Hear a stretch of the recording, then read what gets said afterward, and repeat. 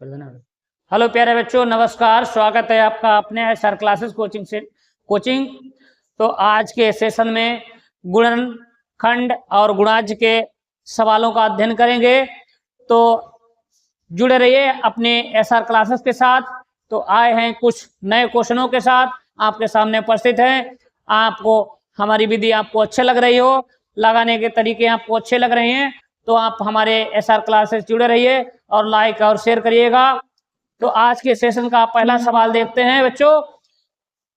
आज के सेशन का पहला सवाल 18 और 24 में उभयनिष्ठ गुणनखंड की संख्या पूछ रहा है बच्चों। क्या पूछ रहा है? संख्या। तो आज के हम गुणनखंड की संख्या निकालने की बच्चों बहुत सारे तरीके हैं और विधियां हैं, लेकिन हम एक नई विधि आपको बताएंगे।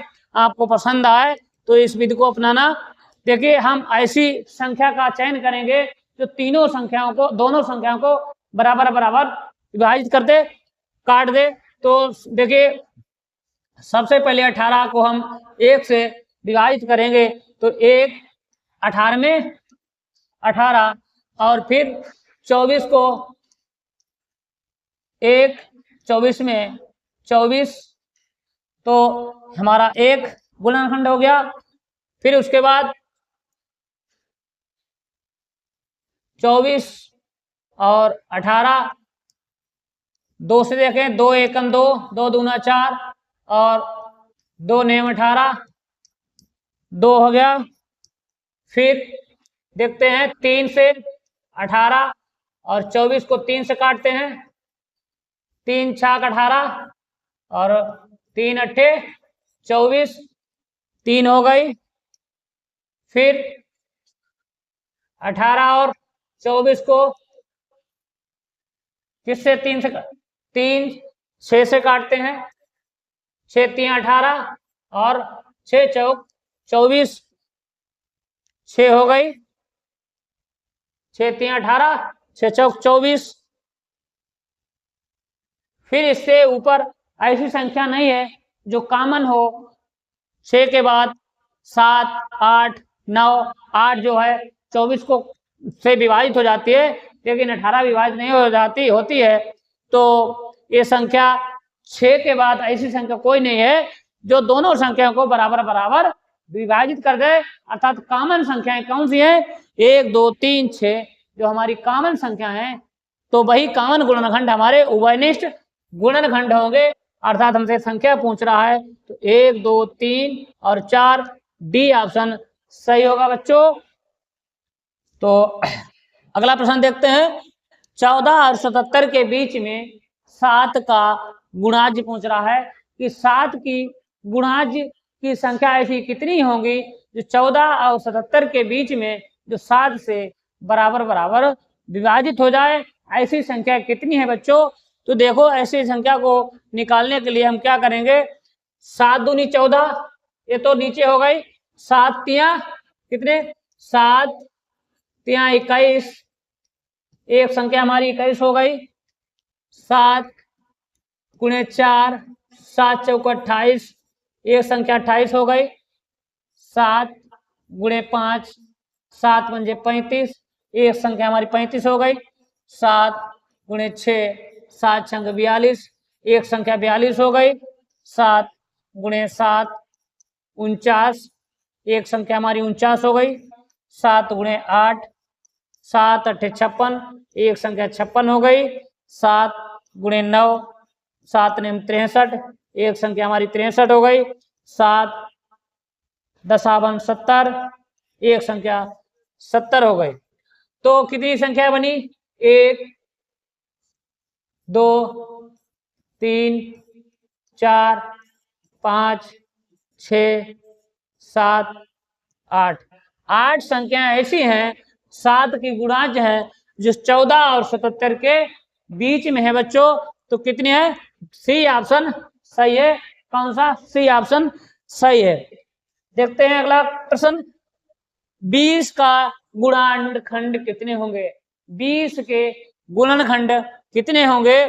तो हम कैसे निकालेंगे, किस विधि से निकालेंगे? देखो, 20 फिर हम पहले तरीके से निकालेंगे। 1 20 में 20 और फिर 2 से निकालेंगे, 2 20 2 एकन 2, तो एक संख्या हमारी 1 आ गई, 2 आ गई, फिर किससे कटेंगे 20, किससे कटेंगे 4 से, 4 पंचे 20, 4 हो गई, फिर किससे कटेंगे 20, 5 से, 5 20 में 20, तुम्हारी 5 आ गई, फिर किससे कटेंगे 20, 6 से नहीं कटते, 7 से नहीं कटते, 8 से नहीं कटते, 10 से कटते हैं, 10 दूना 20, अर्थात हमारी 10 संख्या हो गई, फिर 20 से कटते हैं, 20 एकन 20 एकन 20, 20 एकन 20, अर्थात 20 हो गई। तो कितने गुणनखंड है 1 2 3 4 5 6, अगर हमसे पूछे गुणनखंडों की संख्या तो गुणनखंड की संख्या होगी 6। इसमें देखा रहा है कौन सा ऑप्शन सही है, जो 20 के गुणनखंड है। अब मिला ले हम 1 2 4 5 10 और 20, इस प्रकार डी ऑप्शन हमारा सही है। कौन सा, डी ऑप्शन सही है, जो 20 के गुणनखंड है। ये विधि आपको अच्छी लग रही है तो आप इस विधि को अपनाइएगा बच्चों। 25 से छोटे 3 गुणाज की संख्या क्या है, 25 से छोटे 3 के गुणाज, 3 के गुणाज पूछ रहा है, ऐसी संख्या कितनी है, ऐसे गुणाज कितने हैं जो 3 के गुणाज होंगे। देखो 3 एकन 3, 3 दूना 6, 3 तिया 9, 3 4 12, 3 5 15, 3 6 18, 3 गुणे 7 21, और हमसे पूछ रहा है 3 8 24। इस प्रकार 24 से नीचे कितनी संख्या है जो 3 की गुणाज है, 3 एकन 3, 3 दूनी 6, 3 तिया 9, 3 चौक 12, 3 5 15, 3 4 18, 3 7 21, 3 8 24, अर्थात 3 की गुणाज क्या है, 3 की गुणाज संख्याएं कितनी है, संख्याएं 3 6 9 और 12 15 18 21 और 24, कितनी 24। तो 1 2 3 4 5 6 7 8, कितनी 8।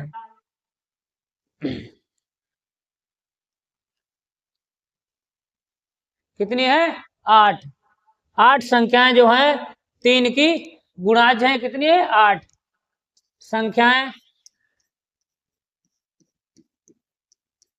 8। 1 2 3 4 5 6 7 8, हमारा ऑप्शन होगा सी। कौन सा ऑप्शन होगा, सी, जो है 3 की गुणाज है 8। चलिए अगला प्रश्न देखते हैं। 80 के अभाज्य गुणनखंड होंगे, 80 के अभाज्य गुणनखंड होंगे, तो अभाज्य गुणनखंड पूछ रहा है, तो एक तरीका है इसे अपनाते हैं। देखिए 2 2 चौका 8, 2 दूना 4, 2 एकन 2, 2 पंचे 10, अब 5 नहीं कटेगा तो 1 2 3 4 और 5, 2 2 गुणे 2 गुणे 2 गुणे 2 गुणे 5।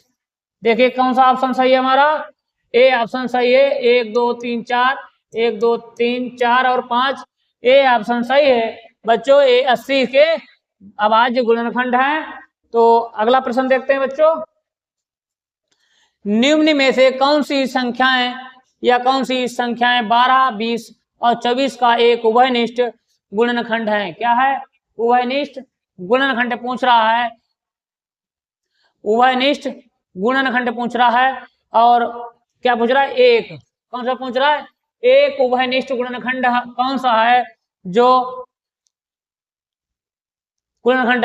तो देखिए 12 और 20 और 24, ए बच्चों 2 से या 1 से बराबर करते। देखो 1 12 में 12, 1 20 में 20, 1 20 24 में 24, फिर प्रकार 1 हो गई, फिर कितनी हो गई, एक गुणनखंड में यहाँ पर आ गया। फिर 2 छंगा 12, 2 20, 2 एकम 2, फिर और 2 12 में भी 24, तो कितनी 2 हो गई। फिर 24, उसके बाद कौन सी 4 संख्या, 4 3 12, 4 पंजे 20, 4 छंग 24, 4 कट रही 12, 4 से कट रहे 20, 24, 4 3 12, 4 पंजे 20, 4 छंग 24, और 4 के बाद में ऐसी कोई संख्या नहीं है जो तीनों संख्याओं को विभाजित कर दे। एक संख्या हमारी हो गई 4, और हमसे पूछ रहा है एक उभयनिष्ठ गुणनखंड, अर्थात जो सबसे बड़ा गुणनखंड होगा वही हमारा इसका आंसर होगा, उभयनिष्ठ गुणनखंड। वैसे तो है हमारे 1 2 3, 1 2 4, लेकिन सबसे बड़ा गुणनखंड ही पूछेगा, तो हमारा ऑप्शन होगा इसमें कौन सा ऑप्शन होगा, 4। कौन सा ऑप्शन होगा, 4। अगला प्रश्न देखते हैं। 6 10 15 का उभयनिष्ठ गुणाज होगा। 6 10 और 15 का उभयनिष्ठ गुणाज, अर्थात ऐसी ऑप्शन में जो 4 ऑप्शन है, 4 ऑप्शनों में हमें देखना है क्या 6 10 15 तीनों संख्याओं से वो संख्याएं बराबर बराबर विभाजित हो जाएं। तो देखो 10 तीनों संख्याएं तो नहीं कटता है, और 20 तीनों संख्याओं से नहीं कटता है, 40 में नहीं कटता है, लेकिन 30 ऐसी संख्या है जो तीनों संख्याओं से कट जाती है। देखो 30 जो है क्या है, 6 से कट जाती, 6 पंजे 30, और 30 जो है 10 से कट जाती, 10 एकम 10, 10 तिया 30, और 15 और 30 जो है 15 से भी कट रही है, 15 एकम 15, 15 दूनी 30, और तो हमारा ऑप्शन होगा सी, जो है तीनों संख्याओं का उभयनिष्ठ क्या है, गुणाज है। अगला देखते हैं बच्चों। निम्नलिखित में से कौन सी संख्या 5 10 दोनों की गुणाज हो सकती है।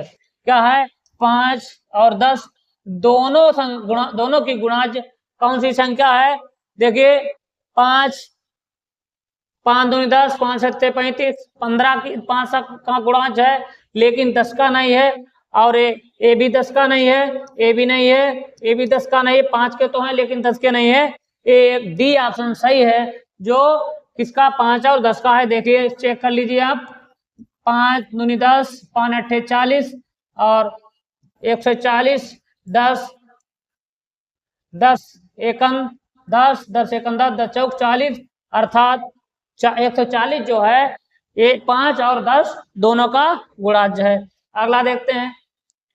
230 की अभाज्य गुणनखंड कितने हैं। क्या पूछ रहा है, गुणनखंड कितने हैं। तो देखिए 230, 2 एकम 2, 2 एकम 2, 2 पंजे 10, फिर 5 से काटिए, 5 दूनी 10, 5 3 15, अब आप 23 नहीं कटेंगे, तो हमसे पूछ रहा कितने गुणनखंड हैं, 1 2 3, अर्थात 3 गुणनखंड है। बी ऑप्शन सही है। क्या है, बी ऑप्शन सही है, बी ऑप्शन सही है। चलिए देखते हैं अगला प्रश्न। 8 के प्रथम गुणाज पूछ रहा है। 8 के प्रथम गुणाज, 8 के जो लगातार संख्या है, जो लगातार 8 की प्रथम गुणाज जो है, जो 8 से ऐसी संख्याएं कौन सी हैं जो 8 से बराबर बराबर कट जा रही है। 8 की गुणाज कितने हैं, देखो 8 से 1 8, 8 दूनी 16, 8 3 24, 8 5 40, 8 6 48, 8 दूनी 16, 8 3 24, 8 4 32, 8 5 40, और 8 से ये 54 नहीं कट रहा है, 8 से यहाँ पर 54 है, ये भी नहीं कट रहा है, तो ये दोनों ऑप्शन हमारे तो है नहीं। इनमें क्या है डिफरेंस, इसमें 24 के बाद जस्ट 40 आ गया, जबकि 24 के बाद 32 जो संख्या है वो 8 से कट रही है, तो हमारा ऑप्शन होगा बी। कौन सा ऑप्शन होगा, बी। अगला प्रश्न देखते हैं। 6 और 36 की सबसे बड़ा उभयनिष्ठ गुणनखंड होगा। 6 और 36 का सबसे बड़ा उभयनिष्ठ गुणनखंड होगा। देखिए बच्चों क्या है, इस प्रश्न में क्या है, 2 से भी 36 और 6 कट रहा है, लेकिन हमसे कह रहा है ऐसी कौन सी उभयनिष्ठ गुणनखंड है जो 6 और 36 से बराबर बराबर कट रहा है। तो 6 ऐसा गुणनखंड है, 6 ऐसा गुणनखंड है जो 6 × 6 6 × 36 और दोनों संख्या को बराबर बराबर काट रहा है।